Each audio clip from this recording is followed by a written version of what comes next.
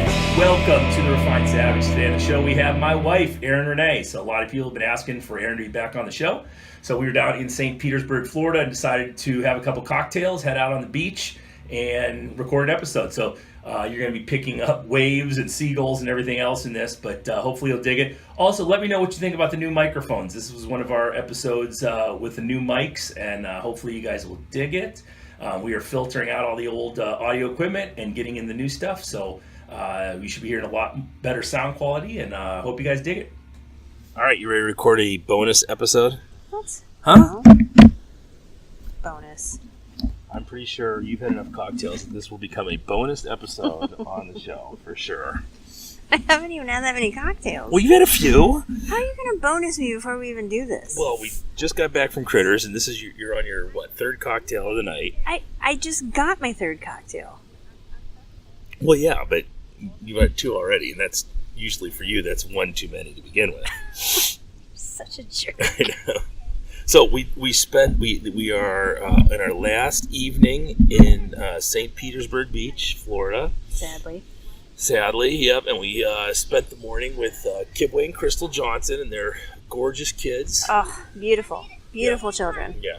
And kind of like-minded people, I think we've found in those two.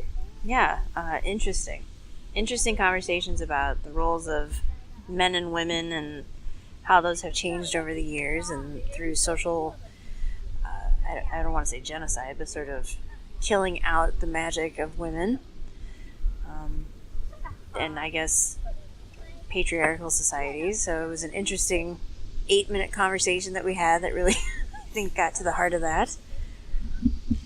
Yeah, it was. We had talked for an hour and a half before you came down, and then, right. Yeah, it was really interesting and real cool people. And this will come out after that podcast. So Kibwe made his announcement that he's going to team up with Judd to get back to the 2020 Olympics in the hammer. Pretty fantastic. And he's 36, he said. So I think that'll be his third Olympic team. London, Rio, and then Japan. So yeah, I mean, that's pretty amazing accomplishment. He said he had some unfinished business and was looking for that American record still, and he's looking for a medal, and you could tell that he was really not happy with the way things ended. And we talked a lot about when you have kids and priorities start to change, and you don't put everything you have into the ball anymore, and it takes a lot of selfishness to do things like break American records and set world records and win Olympic medals. Well, I think not even with kids, but as you get older, your priorities shift, and sometimes that competitive fire dwindles a little bit. We've talked about that recently with throwing and competing and how our focus has kind of shifted from any kind of competition for self and more focusing on our athletes and people in the gym and making sure that they're sort of shored up for any competition they want to do. And we're more into just traveling just to travel and experience things. That's why we spent the weekend eating shrimp and drinking rum instead of throwing at the Dunedin games. I mean, I had a little injury that was probably ended up being a good thing that kept me from actually starting a training regimen to get ready for the season this year. And then about a week into that injury, I found JiuJitsu and said, "Oh, okay. Well, I'm just going to lose a bunch of weight and injure something else." Injure something else. But I think that's just par for the course, especially when you're a masters athlete. Things are gonna snap and break. I think too. I mean, you talked about it a little bit today. With when you go into these competitions, you're a percentage of what you were before. Sure, yeah. And even when you win at that percentage, it's not as fulfilling as it was when you were at the top of your game. And so it's just kind of like, why am I, and Crystal hit on this too a little bit, why am I still involved in a sport where I feel mediocre? Yeah. And that's just not as fulfilling as a competitive athlete. It's difficult for people to get that. I know I had this same conversation with Mike Beach, and I think, not that Mike was a national champion, so he doesn't really count, but I think when you compete against people who not to sound shitty, but haven't reached the pinnacle in the sport. I mean, I went as high as I possibly go. I threw 86 feet and 44 feet in the weights, and at 5'11", and I'm a mediocre athlete who was just a hard worker. That was I got the absolute most out of my 5'11" frame. Sure. And now at 45 years old, when we came back and I was throwing masters, and yeah, I was winning everything, but when you're winning everything throwing 63 feet in the Right. 28, that's it's embarrassing. Even though everyone else thinks it's great, it's still embarrassing, and it's not fun, Right. to go out and do that every week and throw 23 feet under your PR is pretty brutal. Well, just like with me with rowing, I would never get back on an erg and row a 2K competitively because Right. I know that it would be, one, I would die, and it would also just be so horrible compared to what I did so long ago. I don't want to be Uncle Rico. I don't want to be who I don't want to live in the glory days. I'd rather just keep maturing and find new things to do and not compare who I am today to who I was, 10, 15, 20 years ago. I think that's a part I'm of growing. different person. I'm a different person now than Right. who I was then, and I think that's part of the wisdom that comes with age and just, being true to who you are and finding new avenues to exploit. Yeah, and I don't know why I all of a sudden decided that jiu-jitsu was the thing for me. Part of it was writing this book and the way the training has progressed at the gym, where I think by accident we found something that might be incredible for grapplers, and that's how I got into it. But the nice thing about jiu-jitsu is I go in with a 100% white belt mentality, and I learn from Paul Jordan and Ulrich, who's the other black belt out there, and I can be the dummy in the class and just learn stuff and not have to always be the guy with the answers.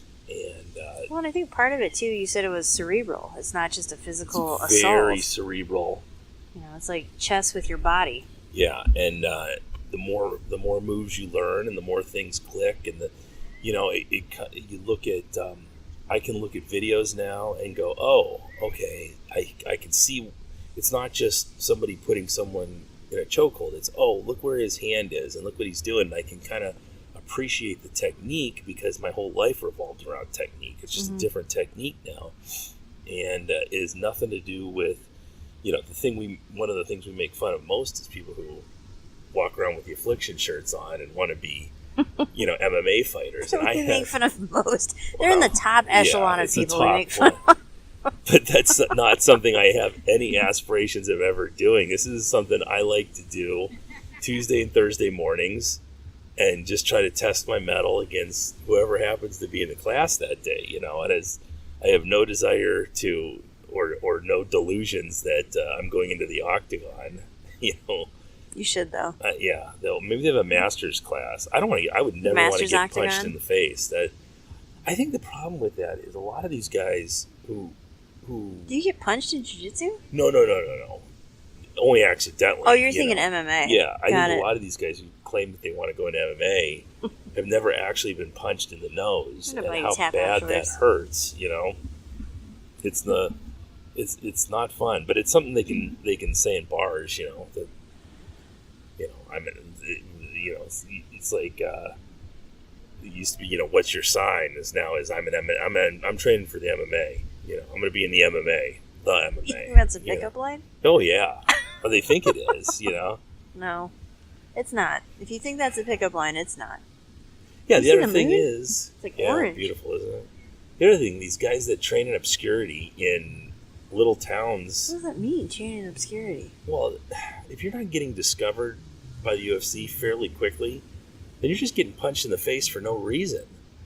You need Everybody needs a hobby. Yeah, well, yeah, that's a pretty dangerous hobby.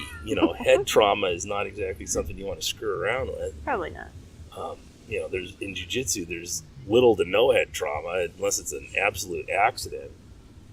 Right. Yeah, I don't know. That's not anything I'm interested in at all. It's fun to watch, but I'm not one of these guys. If it was around when I was in high school, I'm glad it wasn't around when I was in high school because it's not something I would have wished to do for sure. But yeah, so we're down in St. Pete. we are sitting on the beach. On the beach, and you can. I don't know if you can hear it on the microphone, but you can hear the water. It looks like it's picking it up a little bit. Yeah. You can hear the surf. It's a beautiful night. Little overcast. Can't see as many stars as usual. Yeah, we had some stars going on last night. We had our little star finder out trying to check them out. Which is an awesome app if you like to stargaze. Was it Skyview? It's called Skyview. Check that out. You can just hold your phone up to the night sky and point it at stars, and it'll give you the what constellations they are, and they'll put the stars together and show them to you and what planets you're seeing. Yeah, it's really cool. Pretty amazing app, especially for free. Especially if you're into that kind of universe stuff. Well, we're going to see Brian Cox in Chicago in May. I don't know if this will come out before May or not, but probably not. But by the time this comes out, we'll have already gone to see Brian Cox in Chicago. Brian Cox is a astrophysicist. He's a former rock musician, guitarist. So he's got this 30-foot by 30-foot LCD screen, and he's going to go through the cosmos. And doesn't he talk about how the beginning of the universe? And yeah, it's exciting. I blew Hayden's mind a couple months back when they were talking about the Big Bang in his science class, and he said he was explaining the Big Bang to me, and when he was done, I said, "Yeah, I don't know if I buy it." And in typical Hayden fashion, he just looked at me like, "Oh, what? What?" I think that's everybody who knows you well. Yeah, and I just said, "Well, what happens if it was just always here?" And he just kind of looked at me, and I said, "Why did there have to be? Because we think there's a beginning and an end to everything. Why is that something we've placed on the beginning of time? Like there was a time when there was nothing, and then there was a beginning. It's if you have a hard time believing in a higher power, which I can. Oh man, here we go. I can agree with or disagree with, whatever. I don't. What do you believe? Do you believe there's a higher power? I don't believe that. I think it is incredibly arrogant for anyone to say they would understand a higher power. Whether you are the Pope or a local pastor, to be able to say that you understand a higher power and what that would mean is ridiculous to me. And well, that wasn't the question, though. What do you believe? What does Mark Valenti believe? I believe that there's just as big a possibility as there is a higher power as that there isn't.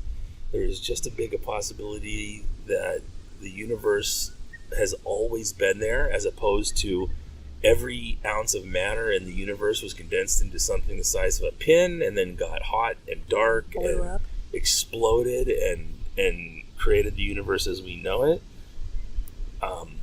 I just think it's incredibly arrogant to think that we could possibly understand a supreme being and what that would entail. And I think if there was one, it would be so far beyond our monkey brains that it would be unfathomable to even contemplate what that would look like or mean.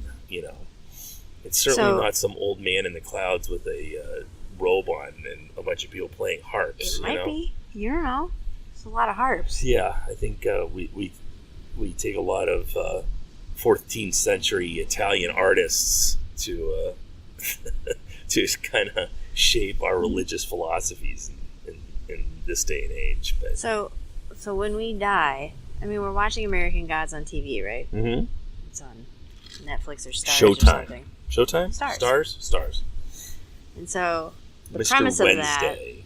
of that is that gods only exist if people believe in the God, Mm-hmm. which is an interesting thought, I guess. And so, you have all kinds of religions that believe in certain gods and all kinds of ancient civilizations that believe in certain gods. You and I have talked a lot about gods and what happens when we die and all that kind of stuff and where we came from and what it all means, and I love those conversations when we have them. And so when we die, I mean, I know that you love the Norse mythology. But do you think that there's a Valhalla, or do you think that it's just black, or what do you think? I talked to, we had Mark Mirabello on the show last year around Halloween time, and we talked, but before that I had talked to him on that crazy internet radio station. What? Remember I was on that radio show? Oh, yeah. I interviewed You'd be a guy sitting at on the 11 porch o'clock at 11 at night. Oh, it was ridiculous. It was so late. But he was an expert in the afterlife and wrote a fantastic book that was He's an entitled, expert in the afterlife? Yeah, How? he was, in studying afterlife traditions of all these ancient cultures, and it was a book called Traveler's Guide to the Afterlife. And after a 3-hour conversation with that guy, his last statement was, I think the afterlife is whatever you see the afterlife as in your... So you just lose your and your mortal he coil, he and it's realizes, whatever you think it is? Well, yeah, he realizes that he has no idea what he is, but he likes what it is, but he likes to think that whatever your afterlife vision is what it becomes in the next life, you know, whatever consciousness is. So yeah, I mean, I could see some version of Valhalla where you're surrounded by like-minded individuals who have honor and that's just because that's strength, and you're constantly feasting and wrestling and being served mead by women in fur bikinis and so it's Frank Frazettaville. It's Frank Frazettaville. Yeah, I don't see anything wrong with that. You know, that's all right. That's okay for me. I'd rather spend. I would much rather spend the rest of eternity in that situation than I would, you know, sitting up in the clouds with all the good people, stroking a harp with all the people who spent a lot of time being good in the life people they had. Yeah. What do you think? How do you see it? Man, I don't know. I think that you and I, you know how in American Gods there's Shadow, and really Shadow is the is heroes, the classic hero. Sort of. It's weird right now. You read the book. I haven't read the book. Yeah. So right now it's kind of they're building up to who he is and what his role is, and it's still kind of a mystery for me. But he is this light that dead wife can see, and he's, for some reason, all the gods are drawn to him. And I really think that in all of us, there's a light within us. There's an energy within you. And I think that the more that you can figure out how to tap into that energy and how to tap into other people's energy or see their energy or feel their energy, the better your experience in time here will be. And I think the more you'll realize what happens next. So I feel like, you know, when my grandparents died and I had my dream about my grandmother and my grandfather, and it was the most realistic thing I'd ever experienced in my life, I got to feel what that felt like, what that energy felt like, and realizing that, you know, really none of this matters.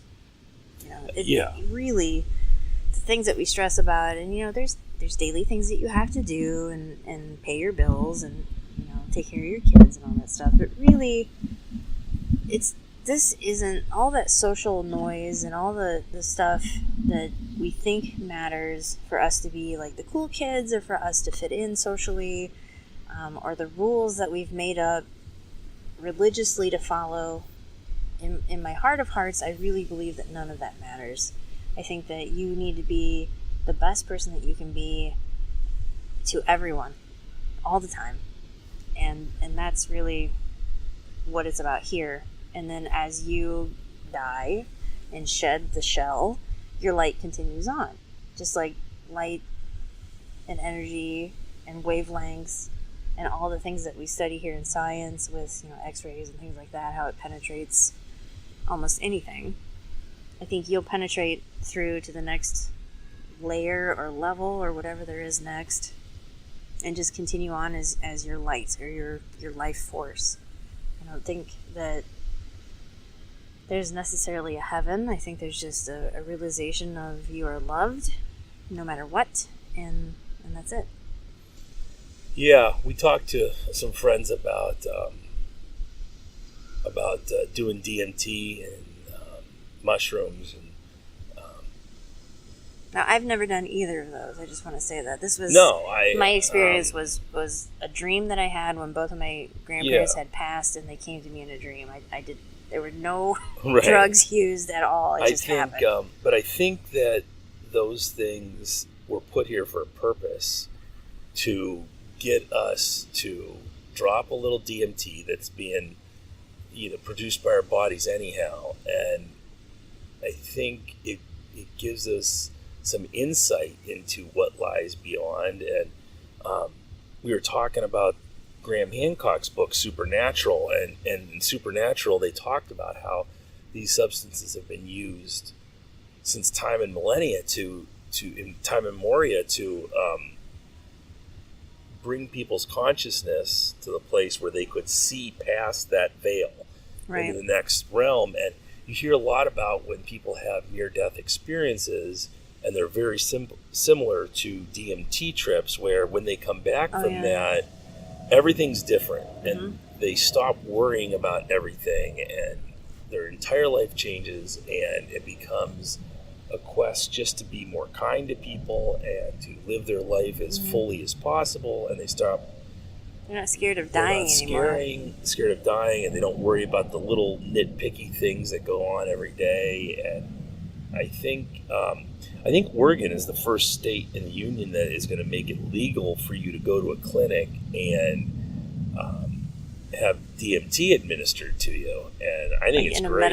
In a medical setting, which I would like to do because I'm a barbarian and I'm afraid to do it in a non-medical setting, and I end up killing somebody. I don't know. I've got some weird shit in my head, so who knows what comes out when, from time to time. But yeah, I'd like to be able to go somewhere in a medical setting and do it. And we asked our friend who tried it. And I asked, "Did you see the aliens?" Because a lot of people who when they go and they do like ayahuasca, for example, have they see the same beings, and they see the same animal spirits. And it's amazing to me that people who don't know each other are from different countries. They don't speak the same languages. They see the same entities when they take this substance.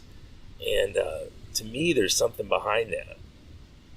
Yeah, I don't understand how else that would happen, but I think it rips a slit in the curtain, and you get to peer into that next dimension, whatever that is. And it's something that we produce in our head anyhow, and I don't understand how it's illegal.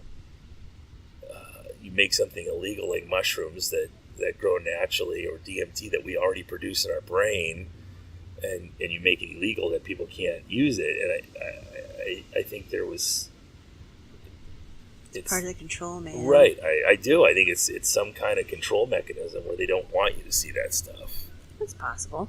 I mean, with the mushrooms and stuff like that, mushrooms grow on poop. And I thought it was interesting. So Adrian's last name is Smith. Is that right? New Adrian? Yeah. Yeah. So Adrian Smith, who does our body work, she was talking to me about gut biome the other day, and how that's very important, and how a lot of us don't get the soil-based flora in our guts anymore because we don't play in the dirt like we used to, and we don't grow our own vegetables and harvest our own vegetables. So we're not playing in the dirt enough to get those flora into our bodies just by, play in the dirt and then put your hands in your mouth or whatever. Right. That kind of stuff. And so, it goes back to what you were saying about the mushrooms being here, and they've always been here, and, why can't we just eat them? I mean, they're still here. They're still around. I think it's part of maybe experiencing yourself at the highest level of health. Or there's different things that you should be eating and consuming, and maybe mushrooms are a part of that. So that you're getting that holistic health. I mean, I don't know. It's just a theory. I definitely don't think it's a party drug that you do. I mean, I know that's the way it works out a lot. The first time I ever saw someone do mushrooms was my friend Mike, and Mike was probably 6 years older than I was, and we were on vacation, and he found some in some horse manure. We were down in That's bold. the Outer Banks in North Carolina, and they have wild horses that run the Outer Banks. So they would have these herds of wild horses. What was he doing in the horse manure? It was all over the beach because they ran the beaches. Oh. So he found a pile of horse manure that had mushrooms on it, and he took the mushrooms out and washed them off and ate them.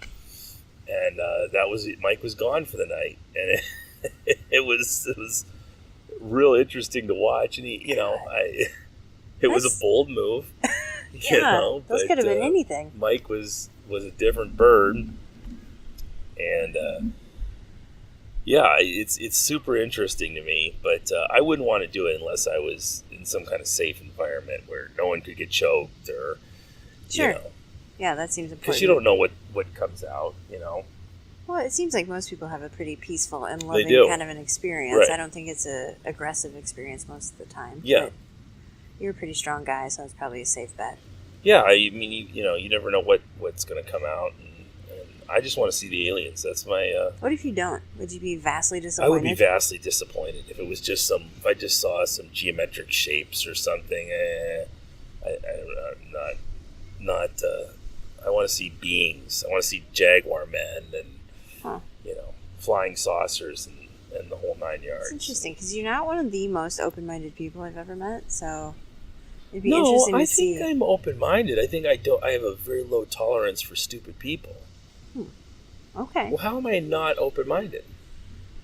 Well, it's not just stupid people. There's a lot of people that you don't really tolerate well. I mean, I think if you're given the opportunity to go out and meet with people or to stay home, 100 times out of 100, you're going to pick stay home.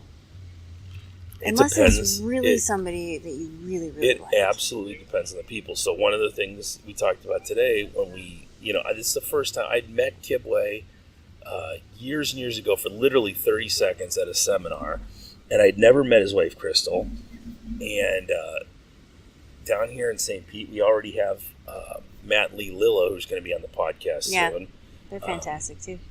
And I love them. And there's a couple who I really dig and really like to spend time with. And we went out of our way to spend time with Matt. Lee wasn't here, but just to be with Matt, we went out of our way to hang out with him. And I feel like Kibwe and Crystal are the same type of people that, I would be excited to go out and have fun with them. And what do you think differentiates them from the mass of people? What do you look for? I feel like I'm asking you, if you were going to date somebody, what qualities would you look for? It's the same thing, right? Because you're looking for qualities in people that you want to spend a long amount of time with, or form a relationship with, right? Yeah. And I think one of the things that bugs me is people who have the same obligations, the same occupations, and the same. What do you mean? The same obligations, same occupations? You go out with people and they talk about Ohio State football, or they talk about what a pain in the ass their kids are and having to drag them around all over the place, or this kid has a runny kids nose. are a pain in the ass. I'm not saying they're not. I'm saying I'm not super interested in your kids. Right. And I'm not super interested in unenlightened conversations. I want to learn something. I want to be impressed by you. I want you to make me think. I don't just want to go out and have beers and watch Ohio State football. It's like the last thing I would want to do. So you want to learn from people? I would like to, yeah. I love the Wenzels. I love Pal and Alina. Uh-huh. Now, Alina is way smarter than Pal. Pal's a big dum-dum. But I love you, Pal. You're my favorite.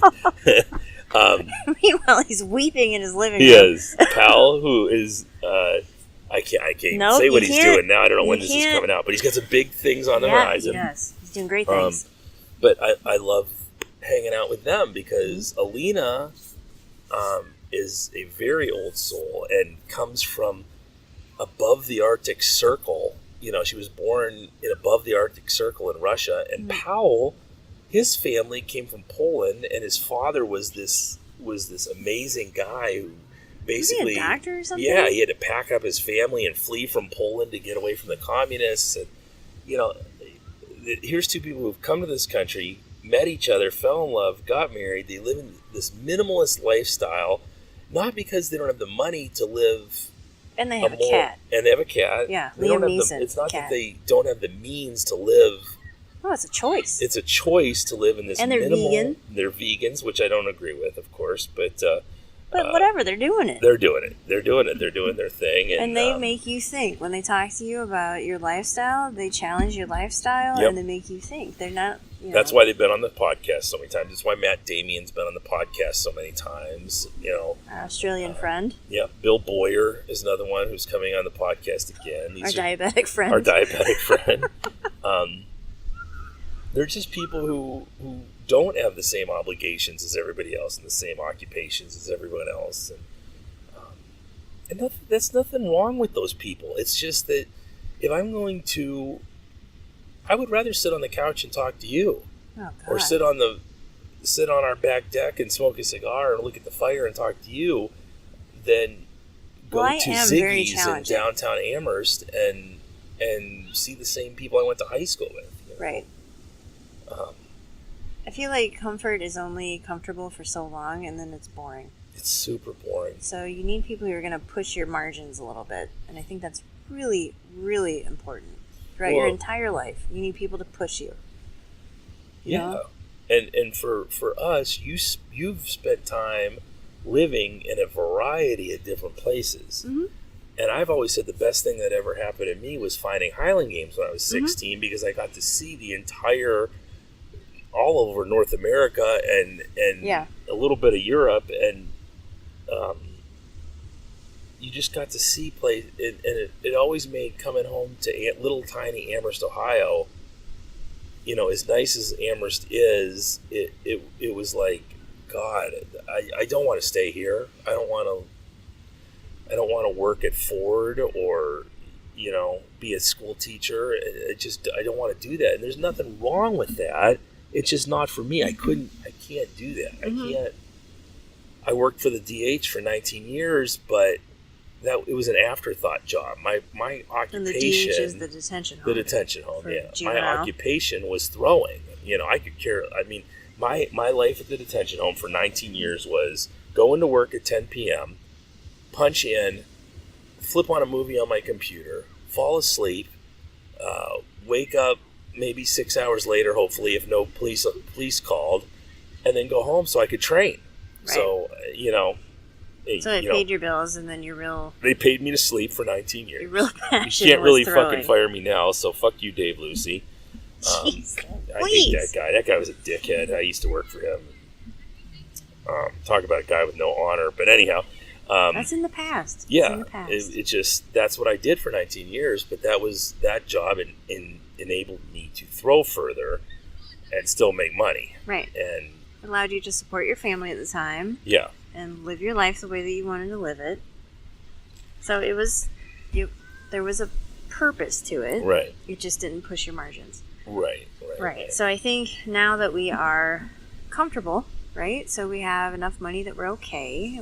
We don't have a lot of stress, where some people would have a lot of stress from fiscal responsibilities. We're not in that pocket anymore, thank goodness. Where we can really start to branch out, travel more than what we were originally, and really look for opportunities to increase our knowledge base and continue learning, not only just, educational stuff, but things that we talked about spiritually, physically, challenging ourselves in new ways and learning new skills and, lifestyle stuff. Does this mean that we can go see Graham Hancock when we're in Chicago that weekend? I don't know. That's a huge nerd weekend. It would be a huge. Brian Cox on Thursday and Graham Hancock on Friday. I don't know. I don't know how we pass up this opportunity. Well, you just don't buy the ticket. And then, you do something else. What else are we going to do? Go to a bar in Chicago? I don't know. Maybe there's it's like the symphony. murder capital of the Midwest. I think we're going to be okay. Well, I'll be Maybe okay. I know jujitsu. jujitsu. You may be fucked. I don't fast. know. I'm real fast. Yeah. I don't know what you're gonna do. But I'm I sure think that there's would be- some sort of like band playing somewhere. Ugh. You like music? We're pushing the margins, Mark. I like some music. I like music pre 1992. So Whitesnake, if Whitesnake was playing? Whitesnake was playing. Hank Williams Jr., Jimmy No. Buffett, No way. Poison, Motley Jimmy Crue. Buffett. Can we talk about Jimmy Buffett? What about Jimmy Buffett? I'm a parrot head. I've always been a parrot head. What is it about Jimmy Buffett that Most you people love don't so understand much? Jimmy Buffett. So most people think that Jimmy Buffett. Okay, so expand my knowledge base. Tell So, me all about Jimmy Buffett. I get irritated at Jimmy Buffett concerts because most everybody's people drunk and think rowdy? that Jimmy Buffett is all about drinking and partying, but those are the people who have only listened to the album Songs You Know by Heart, which are all his hit songs over the years. But all of his new stuff is not. all of his new stuff It's is horrible. terrible. It's horrible. Too drunk to karaoke. Right? Yeah, What? he tried to. But what happens? He teams up with these shitty country music artists like Toby Keith, and they make these horrible songs about drinking, which is pandering to his base. But what Jimmy Buffett is Not pushing the margins. is an incredible storyteller and an incredible poet.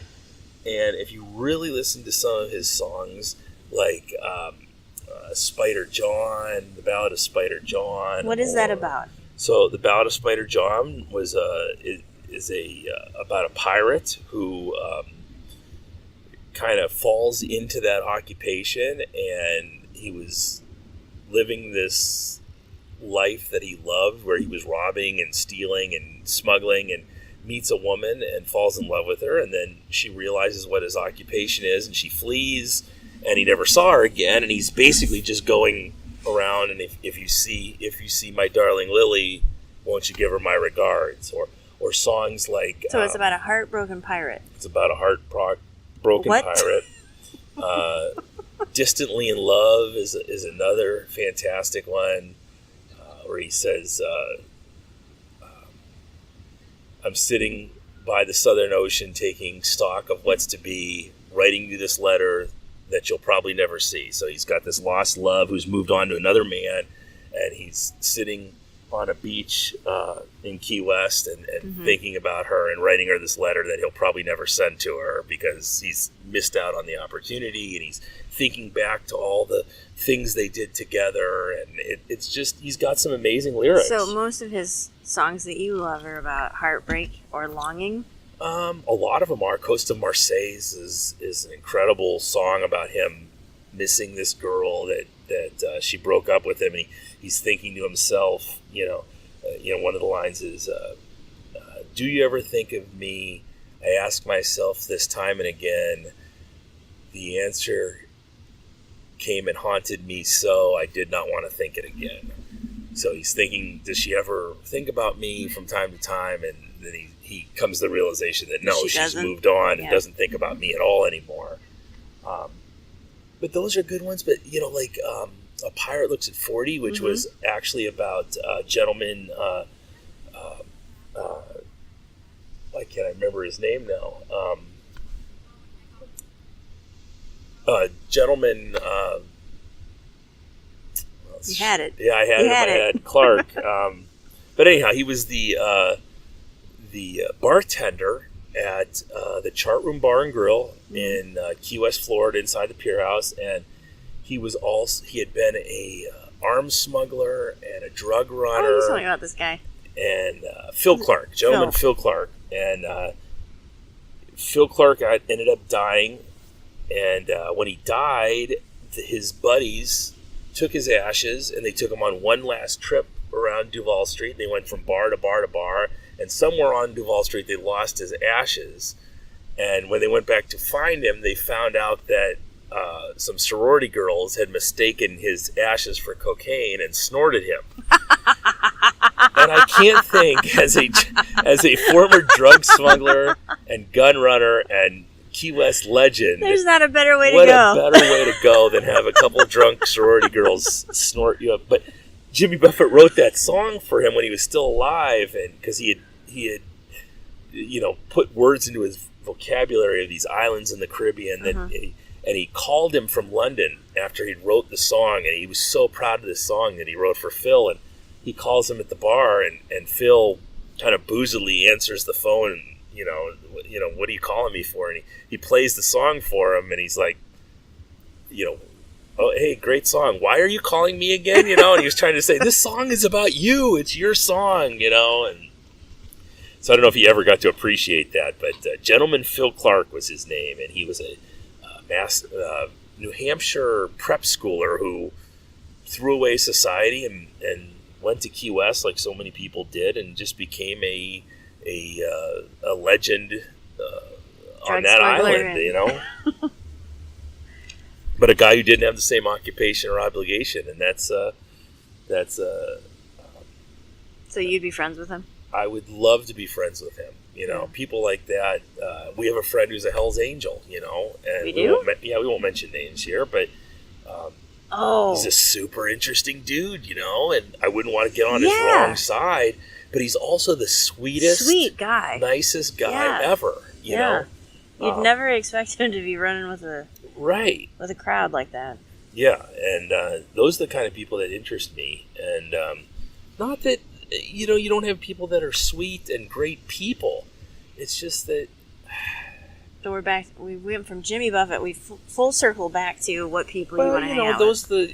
I guess I'm just interested in people who have stories, and I think that's the whole purpose behind this podcast is getting to talk to people who have stories. And if people notice where the podcast is moving towards, it's less and less. I mean, we're always going to have athletes on. We're always going to have strength athletes on, but it's going to be less and less talking to them about sets and reps, and more about tell me their story and what do you do and how did you get to this point. And I'm less and less excited about sets and reps the more I realize that it doesn't matter, because we all get to the same place with different sets and reps. Right. That none of that matters. It's like we've always talked, every program, as long as you do it, works, right? So pick a program, stick with it, give it some time. Yeah. You'll see results. Yep. So that's great. But it's, as cheesy as it sounds, in life, the thing that matters are the people. Right. And the people that you meet, and the people that you learn from, and the people that become your mentors, or, people who've done extraordinarily awesome things that you can learn from. It's fantastic. I mean, Jed Logan, who's right now in the fight of his life, who has done incredible things his whole life, he's done amazing things. You can learn so much from him, and the way that he's approaching this. There's no pity. There's there's nothing, but it's just another little hiccup. I'm going to get right through this. No big deal. And we're going to keep on going. And, that mindset's incredible. Yeah. You can learn a lot from people like that. I think he's looking at it as another competition. Yeah. And people who have competed their whole life. How else do you approach it? Right. I'm going to win, and I'm going to set PRs, and the doctor says I'm going to do this, but I'm going to do it a week early, and that's that's just the way you're going to work things. And I think that's a spirit that comes. That's why athletics are a good thing for kids. Competing is a good thing. What was Gordon Gekko's thing? Greed is good. Get what you can and compete hard and collect trophies. Mm-hmm. Those are all good things. They teach you how to fight later. Well, yeah, it's the same theme, just a different avenue, right? Push the margin. Just keep going. Keep pushing. Keep moving. I mean, it's what we talk about sitting around the pool looking at... There were so many people here at this resort that... I would say it's probably 50-50 or maybe 60-40 for people who were physically fit in their old age versus people who were not physically fit in their old age. It was 60-40 what? Not 60. What is the 60? Fit. 60 is not fit, and 40% is fit. I'd say it was more like 80-20, maybe. No. Maybe worse. 85-15. Listen, compared to, you remember when we were at Kalahari walking around? Well, okay, and there were people in their 40s and 50s that were just 20s and 30s. They look like shit. But they were maybe 4 couples out of that mass of people that looked like they had continued moving, right? So we come down here, and I looked at Mark and said, Florida kind of gives me hope that there are people who value their physical health.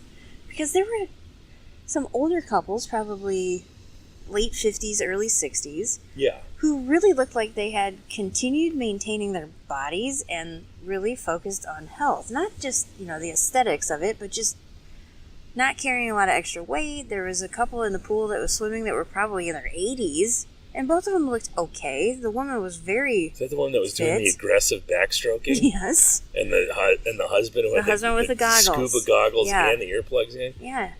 Now, the woman really looked like she was doing great. Right. The guy, not so much. No, he But looked the like woman, he for was sure. But shuffling around looking for truffles or something. well, he was working. He was doing stuff. He put his head in the water. I was pretty proud of him. With goggles on and earplugs and the whole 9 yards. That Yeah. was I'm gonna say 85-15 You keep pushing it worse. Yeah, because it was worse. It's bad.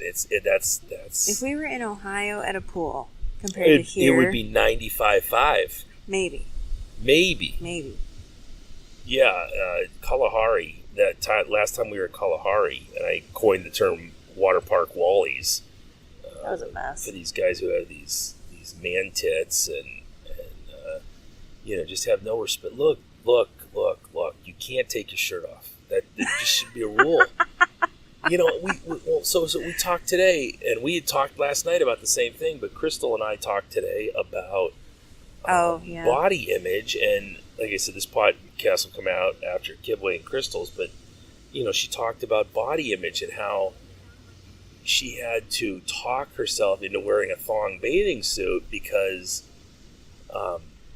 she had this voice in her head saying that she doesn't look good enough to wear it, and then she went to Rio and saw these women wearing it, and nobody's watching them, and they're at the beach. That's right. And she wanted to wear one, she just couldn't talk herself into doing it. And the thing is, women seem to have that inner voice to the extreme. So you have this, you're beautiful and Crystal's beautiful, but you both have this voice in your head saying, don't wear this, or don't show your body, or your body's ugly. Right. Guys, on the other hand, have no fucking voice at all. Nobody is in their head saying, don't take your shirt off, fatty. And they need to.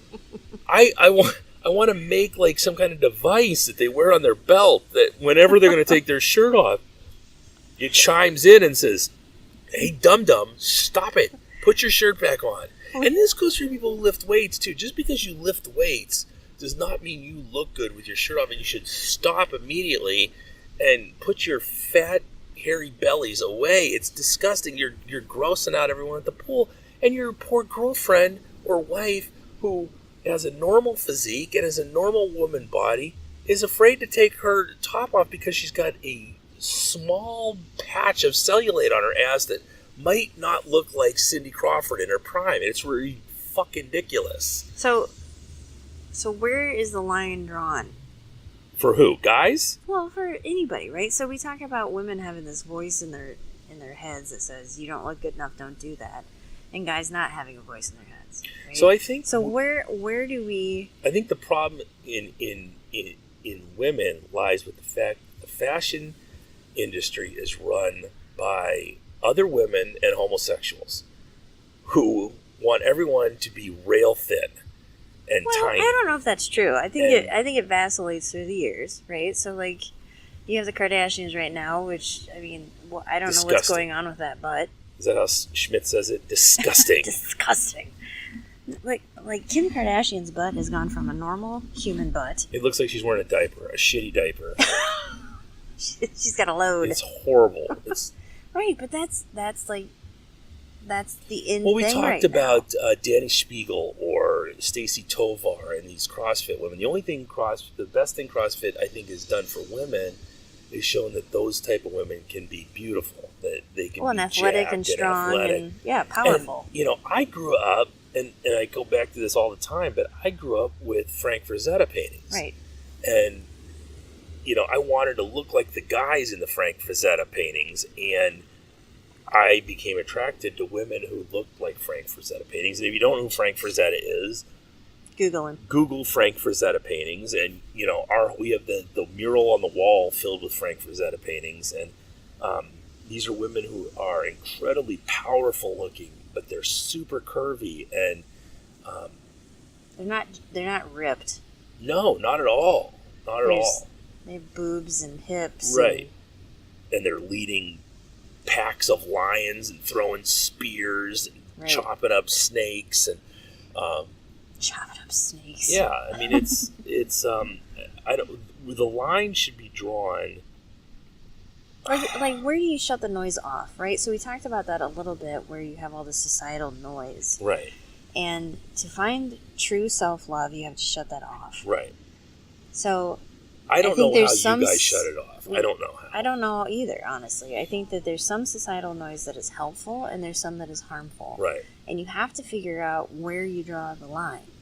So for me, it's really, really hard because I've always been a big kid. Mm-hmm. So when I was little, as a young girl, I was huge compared to all the other girls. Right. I was way overfed as a child. And then, super tall. Well, as a child, when I was not yet taller than everyone else, I was just very robust. And you had that perm too, which was. I did. The problem was your mother was kind of an asshole.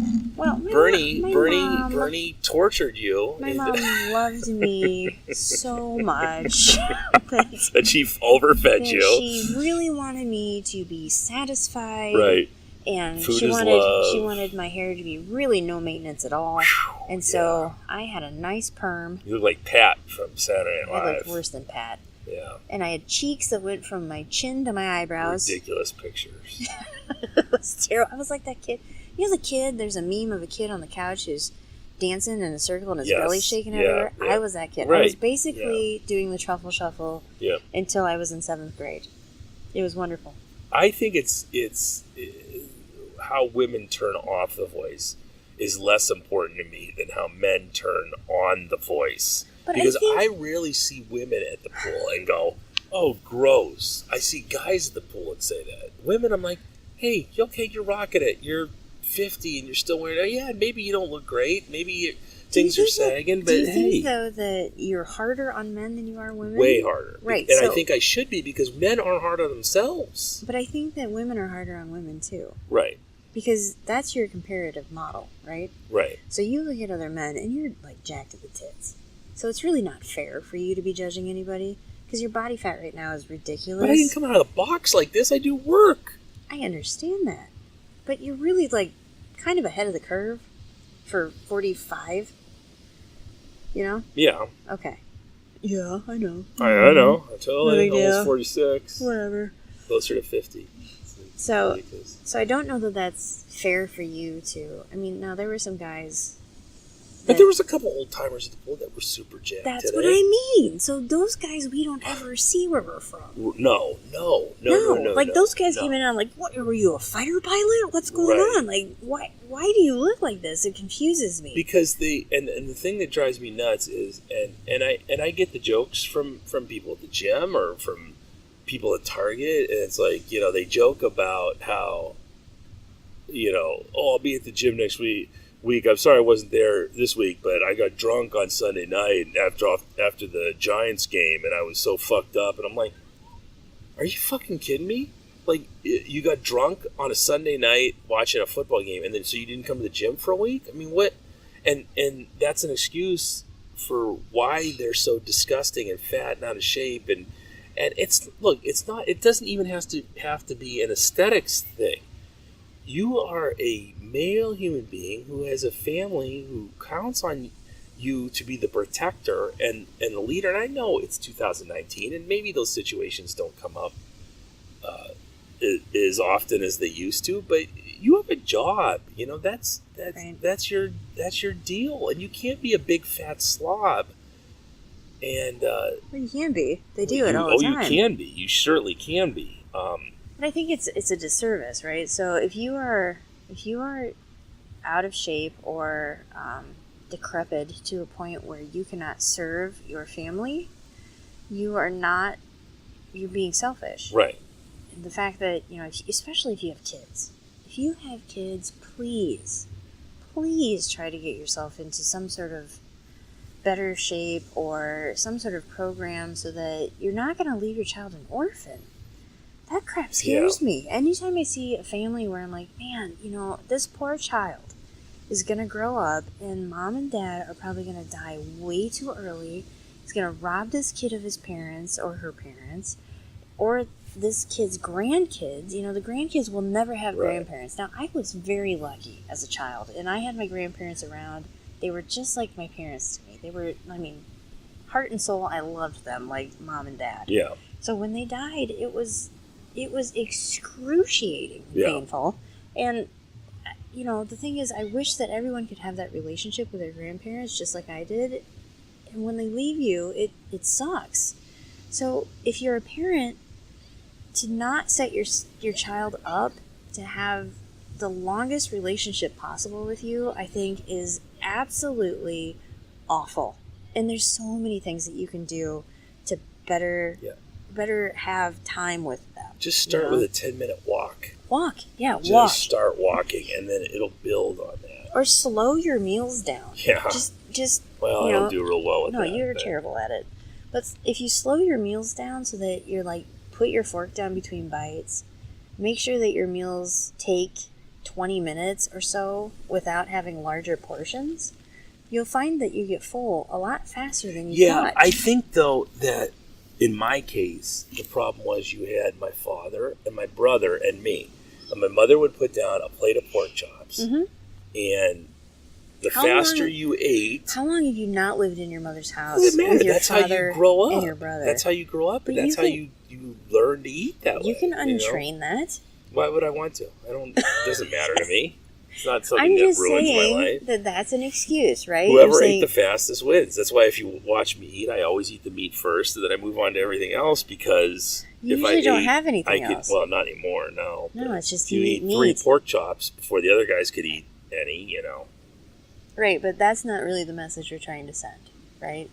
The message we're trying to send is that you want to live a life that is a healthy life. Well, when I look at the people like today at the pool, several of them, you know, I worry about my cholesterol being too high, but I look at some of these old men who I can't believe are still walking the earth.